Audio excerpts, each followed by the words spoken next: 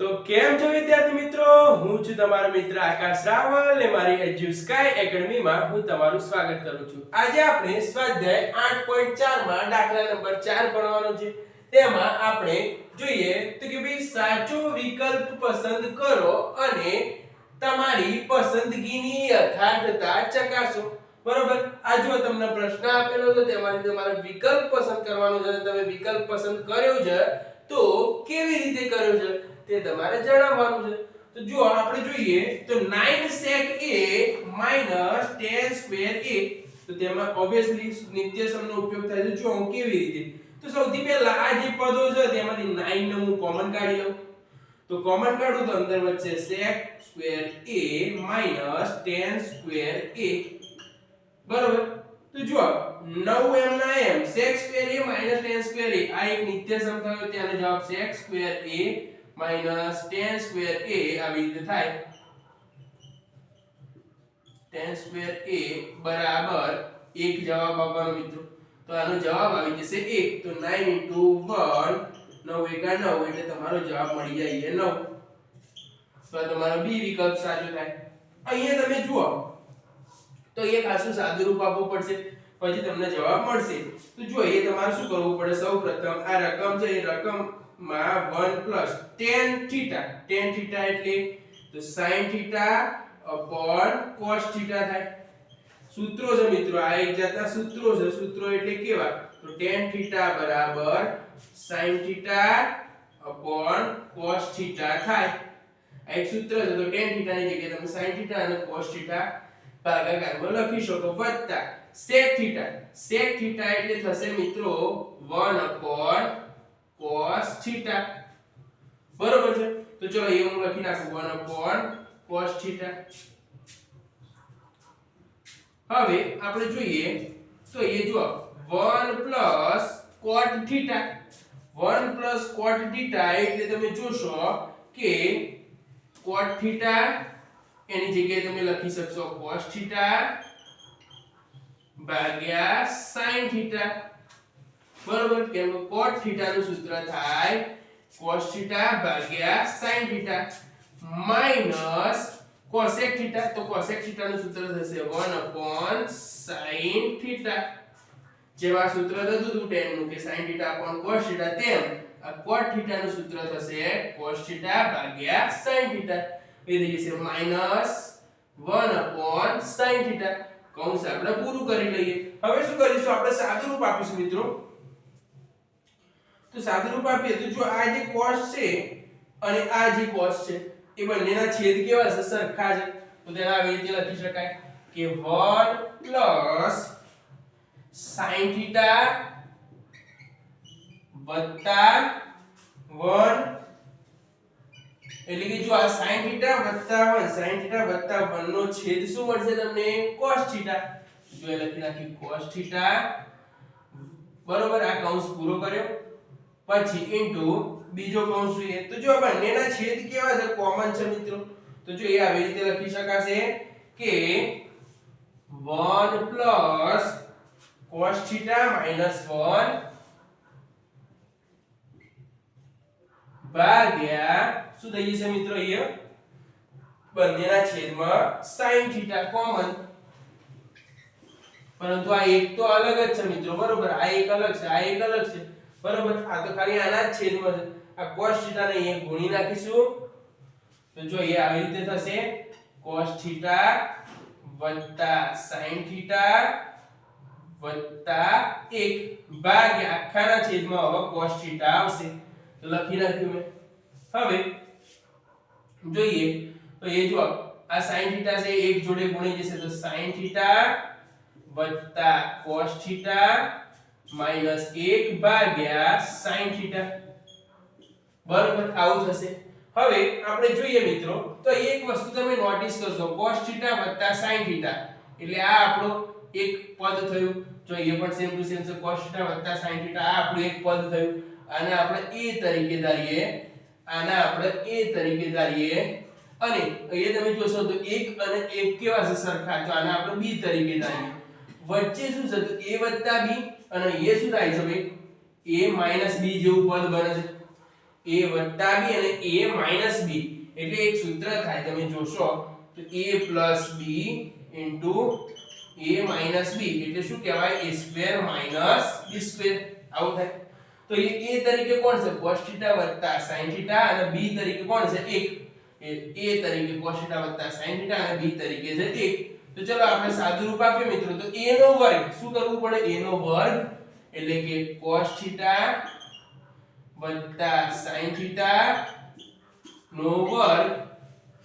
Minus b નો વર્ગ એટલે minus b નો વર્ગ એટલે 1 નો વર્ગ આ રીતે થાય ભાગ્યા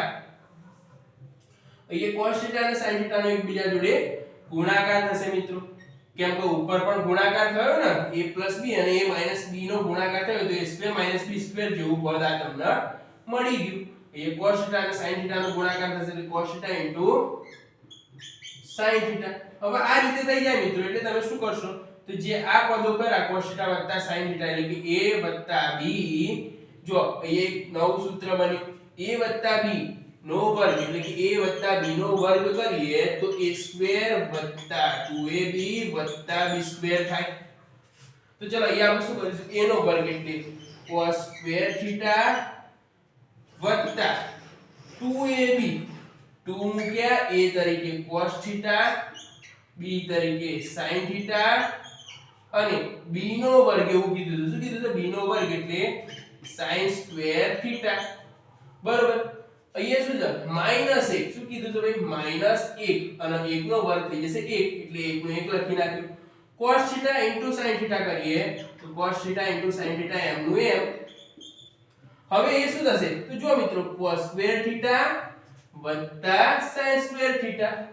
જો એક નિત્યસમ બને cos સ્ક્વેર થીટા વત્તા sin square theta cos square theta વત્તા sin સ્ક્વેર થીટા આવું હોય આ નિત્યસમ છે કે cos સ્ક્વેર થીટા વત્તા sin સ્ક્વેર થીટા હોય તો બરાબર 1 જવાબ આવે તો જો એક cos સ્ક્વેર થીટા અને sin સ્ક્વેર થીટા નો સરવાળો કરીએ તો તમારો જવાબ મળી જશે આગળ એ 1 એ વધશે શું વત્તા 2 cos થીટા sin થીટા અને આ -1 તો m નો m ભાગ્યા cos થીટા sin થીટા આવું વધવાનું હવે જુઓ એક ધન છે ને એક કેવું જરૂર એકબીજામાંથી શું થઈ જશે બાદ થઈ જશે એટલે 0 જવાબ આવે એકબીજામાંથી બાદ થઈ જશે એટલે 0 તો આપણે એને લખીએ નહીં તો શું લખાશે 2 cos થીટા sin થીટા ભાગ્યા cos થીટા sin થીટા તો sin થીટા ઉડી જશે cos થીટા ઉડી જશે વધશે આપણો જવાબ 2 તો જો મિત્રો એ તમારો જવાબ આવી ગયો 2 તો એ તમારો જવાબ 2 તો એ શોધવાનું a 0 છે b 1 છે c તો કે 2 તો આ તમારો જવાબ સાચો થયો બરોબર છે હવે આપણે ત્રીજો નંબરનો દાખલો જોઈએ તો ત્રીજા નંબરના દાખલામાં જુઓ તો શું કહે છે કે sec a વત્તા tan a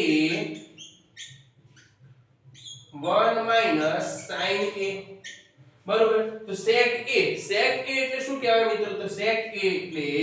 1 upon cos a વત્તા tan a એટલે શું કહેવાય તો sin થીટા એટલે sin a upon cos a જો આ સૂત્ર મેં તમને લખાયું tan નું sin theta upon cos theta same to same ત્યાં લખ્યું મેં હવે એ શું છે 1 માઈનસ sin a તો 1 માઈનસ sin a m નું m રહેવા દઈશું મિત્રો હવે આપણે શું કરીશું તો જો બંનેના છેદ કેવા છે સરખા તો જો બંનેના છેદ સરખો લખી નાખ્યો એટલે cos a થઈ ગયો ઉપર શું વધ્યું 1 પ્લસ sin a બરોબર એ વધ્યું 1 માઈનસ sin a તો જો 1 પ્લસ sin a અને 1 માઈનસ sin a એટલે કે a પ્લસ b જેવું બન્યું આ a માઈનસ b જેવું બન્યું તો a પ્લસ b અને a માઈનસ b એટલે શું લખાય a square minus b square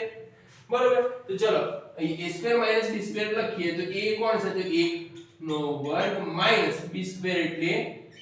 sin a નો વર્ગ ભાગ્યા એ શું થઈ જશે cos a બરોબર છે હવે એક નિત્યસમને યાદ કરીએ મિત્રો તો નિત્યસમ કંઈક આવો હતો કે sin સ્ક્વેર a બરોબર જો અહીંયા લખેલું જ છે મેં તમને sin થીટા એટલે કે sin સ્ક્વેર થીટા વત્તા cos સ્ક્વેર થીટા બરાબર 1 તો જો અહીંયા લખાયું જો કે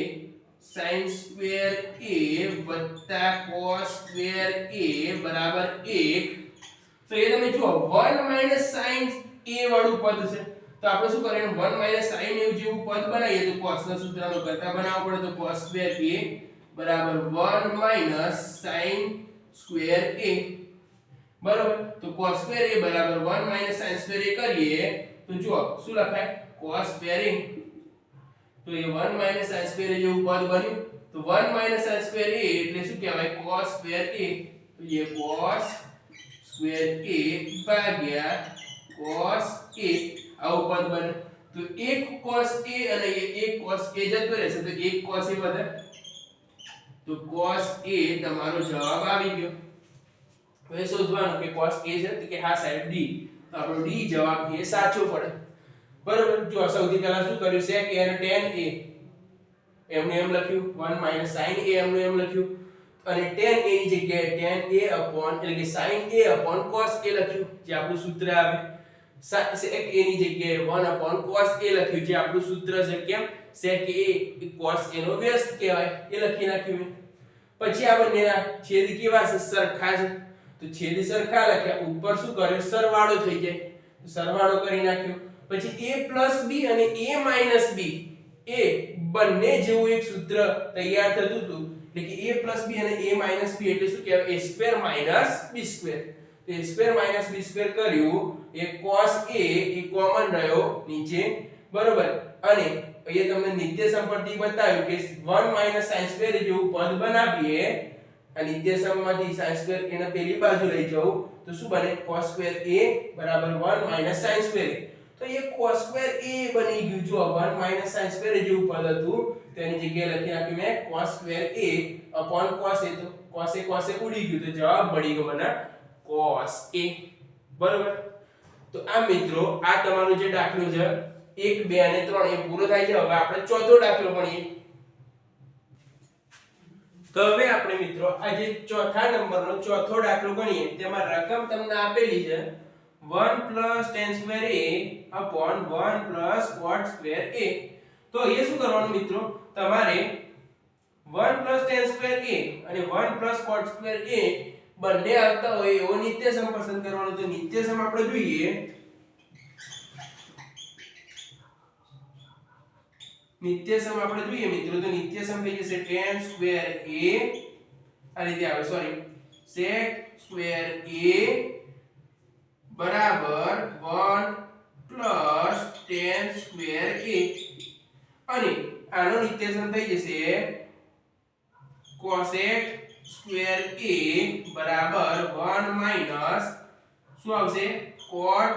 સ્ક્વેર a આવો નિત્યસમ ના મિત્રો કોઈ બારની કિંમત નથી તો sec a બરાબર 1 tan સ્ક્વેર a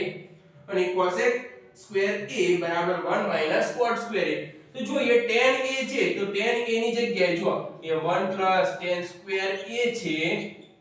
ભાગ્યા 1 cot સ્ક્વેર a છે તો 1 tan સ્ક્વેર a એટલે મિત્રો લખાય sec સ્ક્વેર a બરોબર તો 1 tan સ્ક્વેર ની જગ્યાએ લખાય 1 tan સ્ક્વેર ની જગ્યાએ લખાશે sec સ્ક્વેર a ભાગ્યા 1 cot સ્ક્વેર ની જગ્યાએ લખાશે cosec સ્ક્વેર a આપણા નિત્યસમ મુજબ તો cosec સ્ક્વેર a હવે મિત્રો sec a એટલે કોનો વ્યસ્ત થાય તો જો આવી રીતે થાય તો જો sec a એટલે 1 cos a કહેવાય મિત્રો અને cosec a એટલે લખાશે cosec a એટલે 1 sin a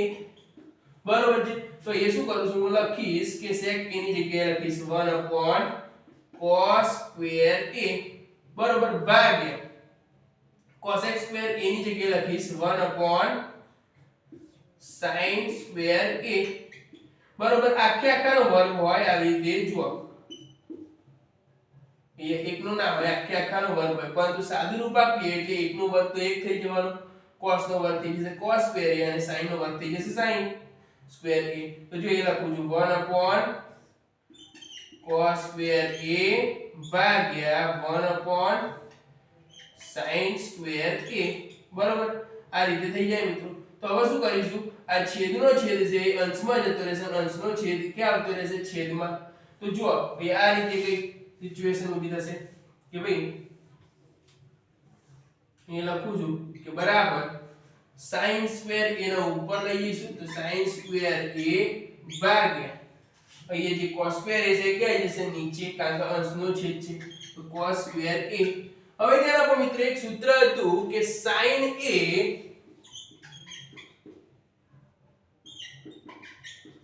ભાગ્યા cos a બરાબર શું જવાબ આવશે, tan a. આવો જવાબ આવશે. તો sin a અને cos a જેવી સ્થિતિ ઊભી થઈ તો આપણે એની જગ્યાએ લખી શકીએ tan a. પરંતુ કેવા છે, બંને વર્ગમાં છે એટલે આ પણ કેવો આવશે, વર્ગમાં. તો એ તમારે જોવાનો જવાબ. તો સાહેબ હા tan સ્ક્વેર a એ જવાબ આપેલો છે. તો આપણો જવાબ બી આવી ગયો. આ મિત્રો તમારો સ્વાધ્યાય